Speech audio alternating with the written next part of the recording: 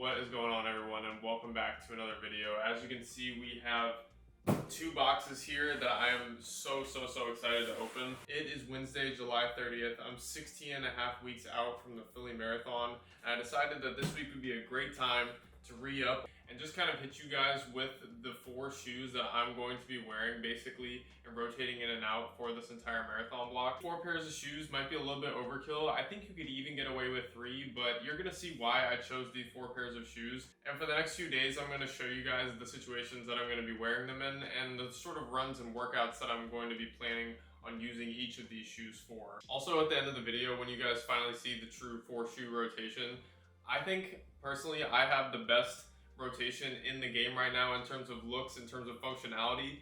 If you have a better rotation, drop it in the comments, but in my opinion, bar none, no one is beating this rotation right here, so let's get into it. When you're crafting your shoe rotation, you really want to have 4 bases covered, and these were the 4 things that I was thinking about going into buying each of these pairs of shoes. You want to have a good shoe for daily runs, you want to have a good shoe for long runs, you want to have a good shoe for easy or recovery runs, and you want to have a good shoe for speed days. Now, in marathon training, the lines can get blurred between these things a little bit because your speed shoes can also double as your long run shoes, because odds are you're going to be incorporating some speed into your long runs. Your easy and recovery run shoes can also double as your long run shoes. You're gonna see that mine tend to overlap in some places, and I really like that about the shoes that I chose. So today, Wednesday, usually a workout day for me. Currently in my training block, I'm really focusing on building up my aerobic base as well as improving my speed in shorter distances like the 5K and the 10K. So I'm focusing a lot on shorter interval reps, and the speed shoes that I purchased for this block are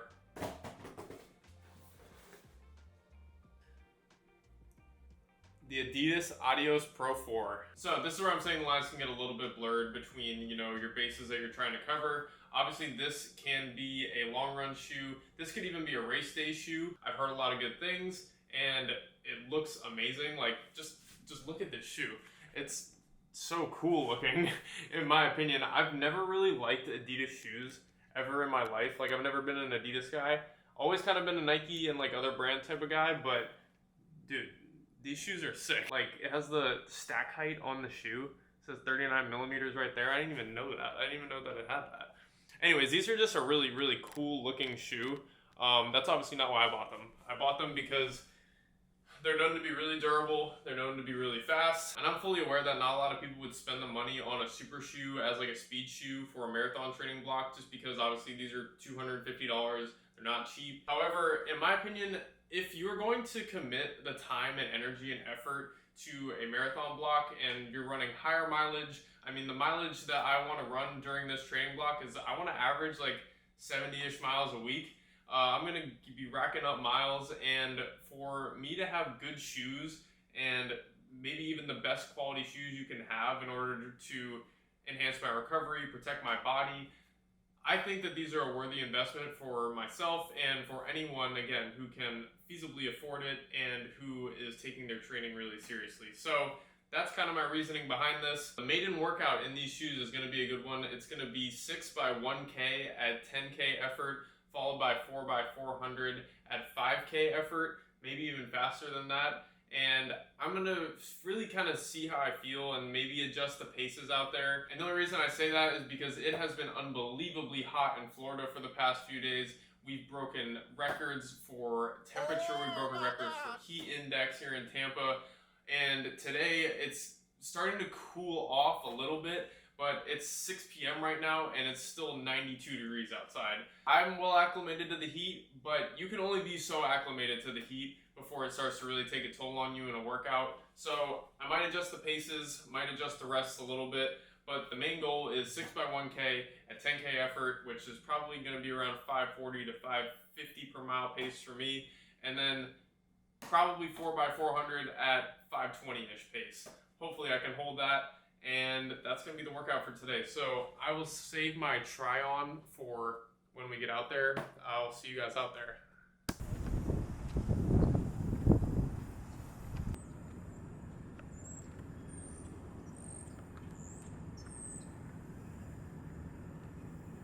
Two-mile warm-up and I'm sweating.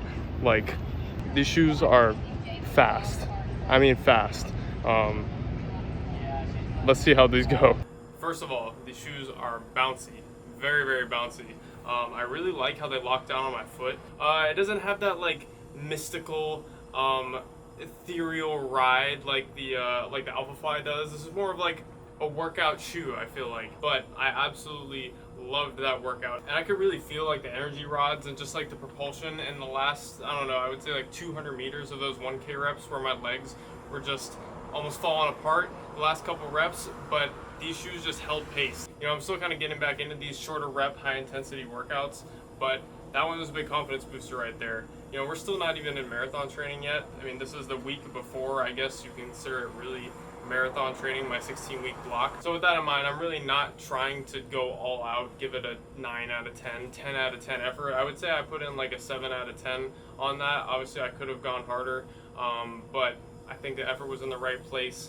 I really got my heart rate up, which was good. It's really hot outside, so being able to hold those paces for those durations and those lengths, I can't be happier about it. And I can't be happy about the performance of these shoes. It's late. I'm gonna get some food in me, get some rest, and I'll see you guys tomorrow for the second shoe that I'm gonna be debuting in this block.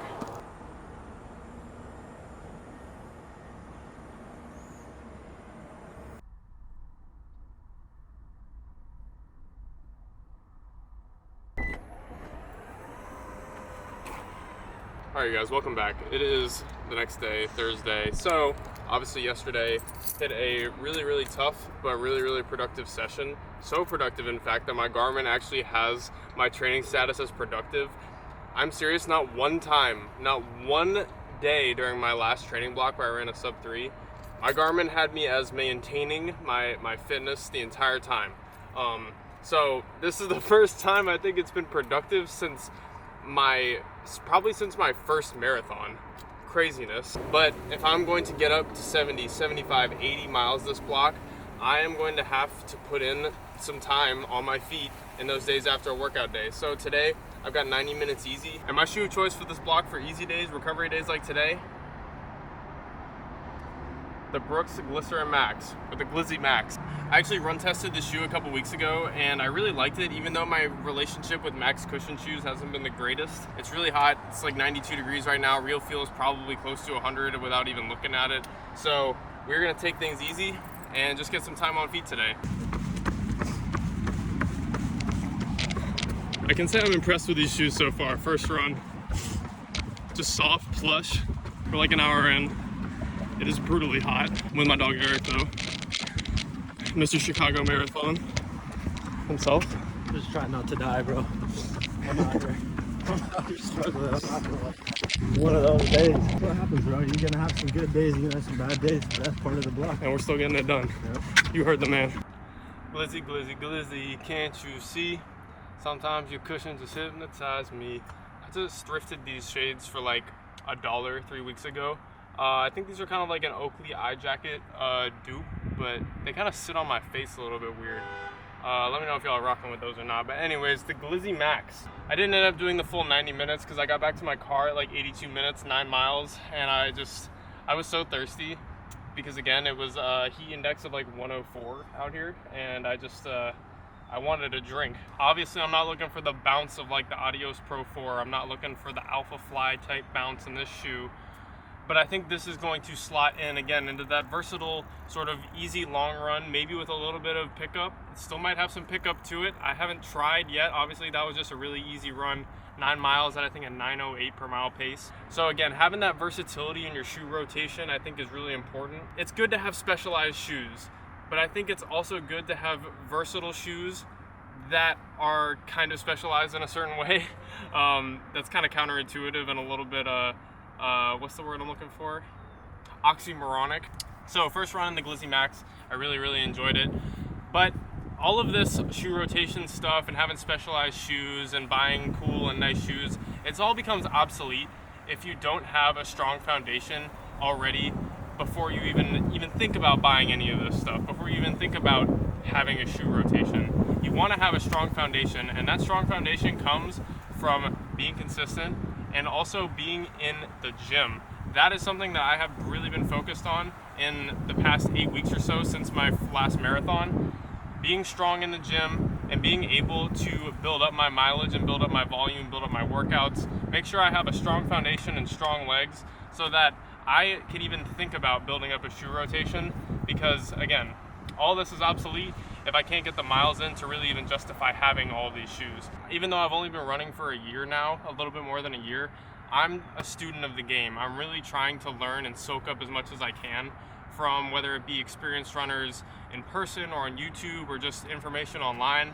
I really try and soak up as much knowledge as I can to be able to talk about some of these things at length and not give you guys false information or things that are just complete BS. And even if you're watching this video, again, I always say it, thank you so much. I appreciate you if you made it this far into the video and tagging along for my second block, now going into my third block. Thank you so much.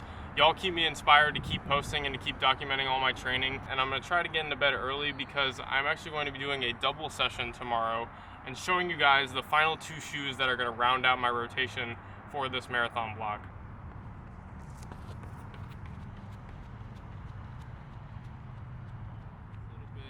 Introduce my daily trainer option for this training block. It is a shoe that you guys have seen before. It's a shoe that I've already talked about on this channel, so it should come as no surprise to everyone that my daily trainer for this block is going to be. So the Evo SL for me has sort of dethroned the Endorphin Speed 4 as my daily option. I got my first pair almost 2.5 months ago now, which is insane to think about. And I've put over 300 miles on those shoes, so I figured it was time. I'm due for a new pair, and I'm going to continue these Friday and late week doubles as the block continues, but I'm going to start doing double threshold at some point. So my afternoon session today is going to be a threshold session, but this morning I want to keep it a little bit lighter, again, because I'm not fully probably ready for double T every single Friday. And for the past 8 weeks, I have really been hammering strides, just building up my leg strength, building up my speed, building up my power. My legs actually feel like they got some pop this morning. I'm gonna do all these at mile pace. I think that last one was kind of around 4:55, 5 minutes per mile. And I just do a light jog back downhill. Maybe I'll walk, but I'll tend to take like a minute, maybe 90 seconds in between reps. Usually just a minute though, because you don't really want to be really pushing yourself during strides. I mean, they're not meant to be a workout. They're just kind of meant to rewire your brain a little bit, get your stride right. I really feel like they've improved my stride and my running form so much just by doing them the past 8 weeks. So do your strides.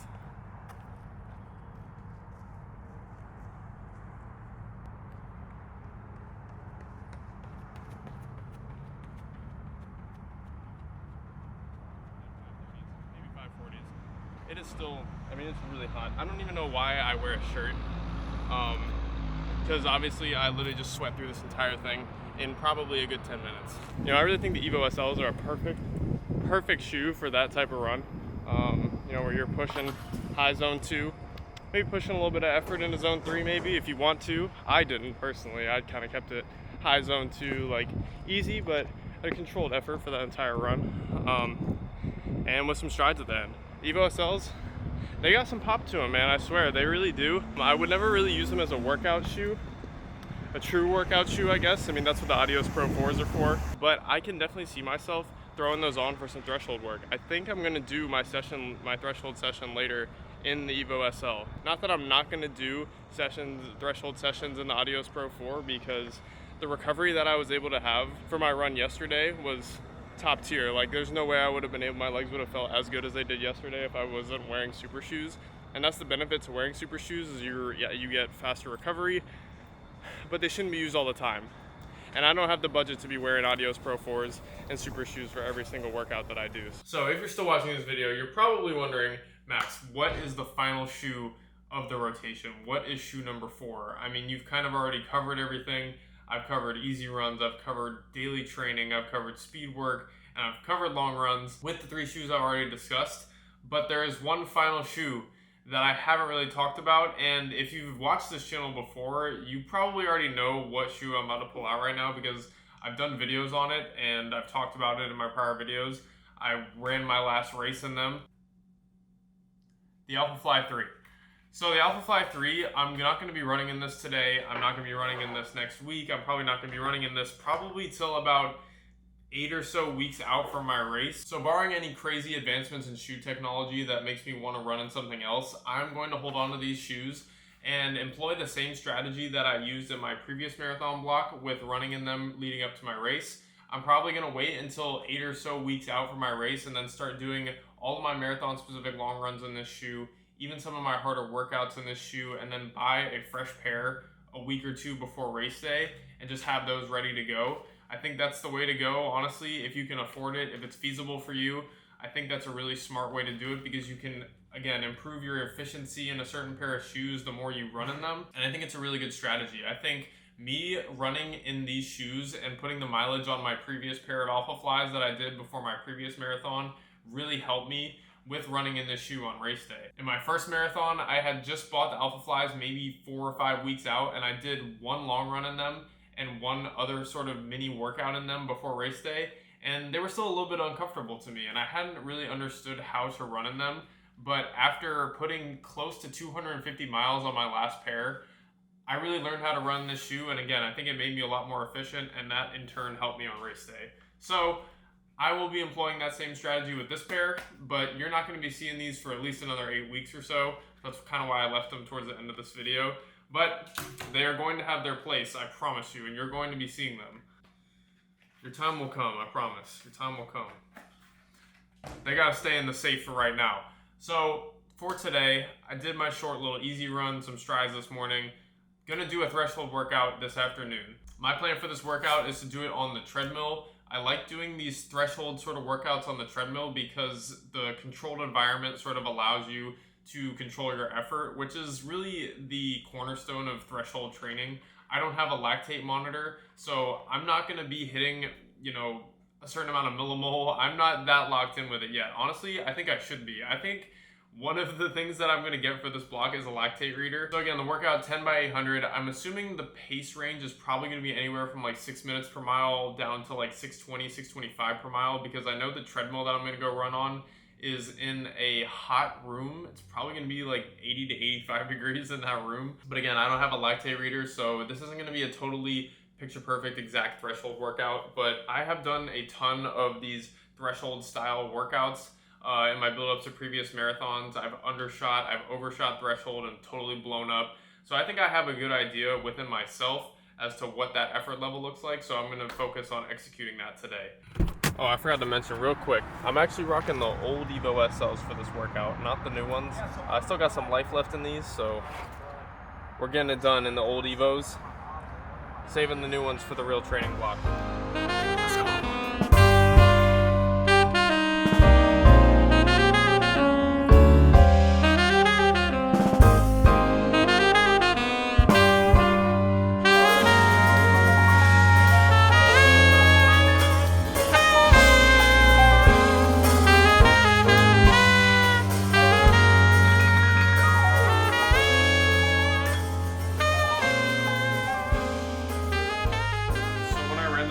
The treadmill that I ran that on is actually directly connected to the outside, so essentially that was the same as doing a workout outside, just with less air circulation. There was honestly no fans in that room either, so that made it pretty brutal.